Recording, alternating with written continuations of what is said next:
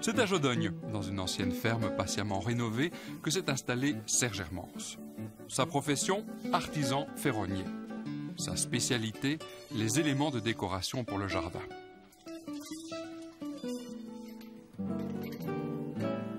Dans l'atelier, on est surpris par la facilité avec laquelle l'acier est travaillé. Il faut peu de temps pour ébaucher ce qui deviendra un portique, une tonnelle, un support pour plantes grimpantes ou un brasero. Un brasero qui, sur la terrasse, réchauffera les soirs d'été frisquets. Un brasero qui, l'automne venu, créera une atmosphère au jardin. Serge construit beaucoup de tonnelles. Il jongle avec les facettes des modèles créés jadis par les ferronniers français ou italiens pour proposer un large choix de création. Si c'est la forme qui assure le charme de l'ensemble, le matériau peut apporter une touche esthétique propre. C'est une grande mode depuis plusieurs années, on laisse le métal rouiller. On va laisser le métal à nouveau, la calamine est encore dessus. Donc pour activer la rouille, ce qu'on peut faire, c'est appliquer soit à la brosse ou en pulvérisant donc un acide. Et avec le temps et la pluie, on peut avoir une rouille en quelques jours. La plus belle rouille est celle qui se forme naturellement. Ensuite, pour obtenir un aspect patiné, cette rouille peut être stabilisée. Si on veut appliquer un anti-rouille incolore dessus pour les protéger quelques années, et l'entretien est très facile. Si la rouille revient, on applique à nouveau cet anti-rouille incolore pour lui redonner une protection à nouveau pour quelques années. Si on ne fixe pas la rouille, elle continue à s'attaquer au métal, le rongeant progressivement en profondeur. Ne risque-t-on pas de détruire à terme la tonnelle?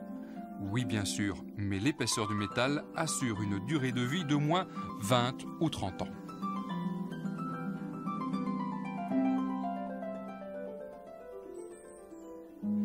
Ici, le visiteur pourrait penser que la tonnelle est vraiment très mal entretenue. La peinture s'écaille et la rouille s'installe.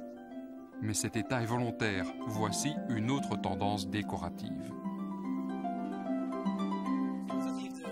De peindre nos structures et avec une couleur simple, sans anti-rouille, et puis de la laisser rouiller dans le jardin pour lui donner un aspect plus antique. La rouille, libre ou contrôlée, est en fait la solution de facilité par rapport à un travail d'entretien fastidieux. Une structure peinte doit être poncée et repeinte régulièrement, à moins d'opter dès la construction pour une protection de fond. Il faut alors faire sabler le matériel, le faire métalliser ou le faire galvaniser, et puis là-dessus appliquer une couleur. Donc ça peut parfois doubler le prix de la structure. Une tonnelle en métal est-elle chère? Pour un modèle de 3 mètres sur 3, il faut un budget de 1 500 €. Mais l'acier se prête à bien des rêves en fonction des goûts du jardinier, en fonction de l'espace disponible. Les constructions peuvent prendre de l'ampleur et s'adapter à un projet précis. Mais il ne faudra pas oublier un budget pour les plantes grimpantes.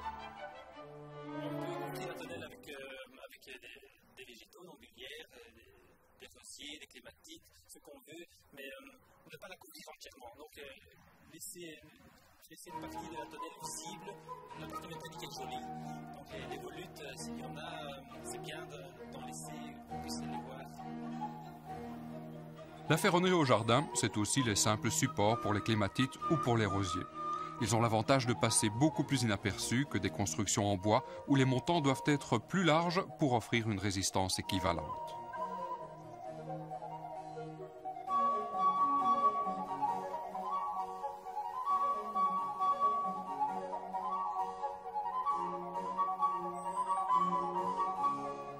Jadis, les ferronniers construisaient une immense diversité de structures, des portails, des grilles, des palissades, des couches, des cloches pour forcer les plantes. Voici une galerie qui pourra assumer une transition entre deux parties du jardin. L'acier peut aussi guider en hauteur des hêtres ou des charmes qui créeront une voûte de feuillage. Une structure métallique peut également guider tout en discrétion des hêtres qui réuniront leur feuillage pour créer une couronne circulaire, une belle structure pour occuper le centre d'une large pelouse.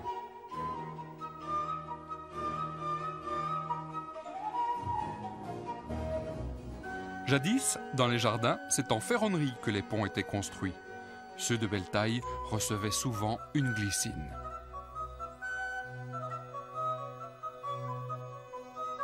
Le métal peut aussi être présent au jardin par le biais des structures venues des fonderies. Les grands classiques, les abreuvoirs pour les oiseaux, les fontaines et les vasques. Enfin, ne pensons pas que la ferronnerie est réservée au grand jardin. Une simple étagère sur le balcon ou sur la terrasse peut à elle seule nous offrir tout le charme du mariage du métal et du végétal.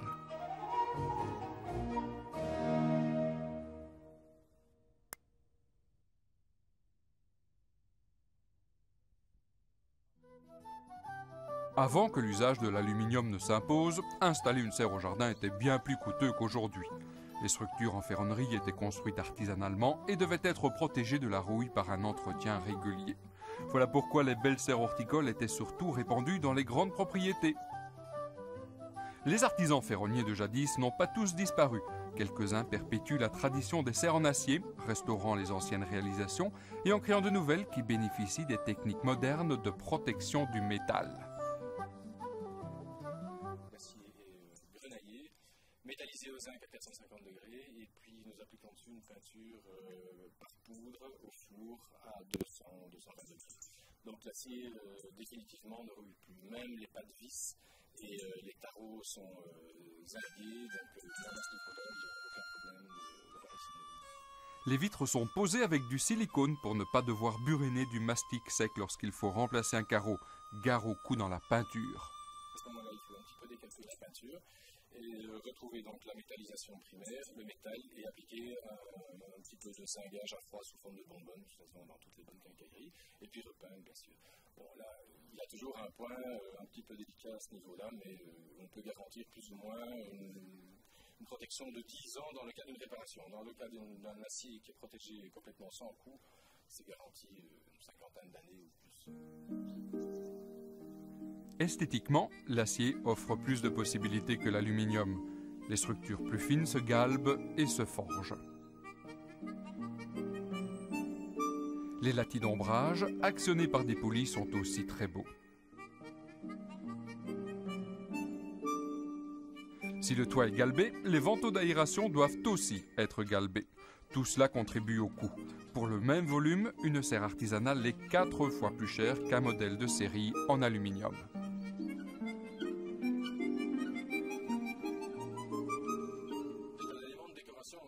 La plupart de nos clients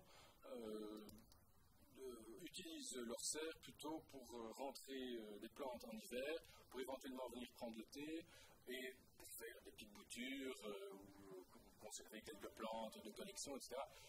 Rares sont nos clients qui cultivent des tomates, des choux ou des caisses dans une serre pareille. Le principal débouché des serres en ferronnerie, ce sont les éléments adossés à la maison. On crée ainsi un jardin d'hiver et là, c'est moins cher qu'une véranda. Mais le choix d'une telle serre, c'est avant tout l'affaire d'un grand coup de cœur.